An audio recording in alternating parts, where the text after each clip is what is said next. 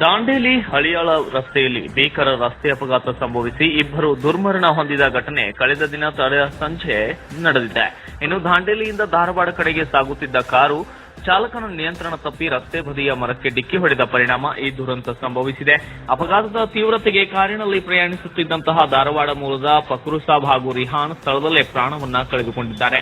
ಇನ್ನೊಬ್ಬ ವ್ಯಕ್ತಿ ಗಂಭೀರವಾಗಿ ಗಾಯಗೊಂಡಿದ್ದು ತಕ್ಷಣವೇ ಅವರನ್ನ ಹುಬ್ಬಳ್ಳಿಯ ಕಿಮ್ಸ್ ಆಸ್ಪತ್ರೆಗೆ ದಾಖಲಿಸಿ ಚಿಕಿತ್ಸೆ ನೀಡಲಾಗುತ್ತಿದ್ದು, ಘಟನೆಯ ಮಾಹಿತಿ ತಿಳಿದ ಕೂಡಲೇ ಹಳಿಯಾಳ ಠಾಣೆಯ ಪೊಲೀಸರು ಸ್ಥಳಕ್ಕೆ ವಿಸಿಟ್ ನೀಡಿ ಎನ್ಕ್ವೈರಿ ನಡೆಸಿದ್ದಾರೆ.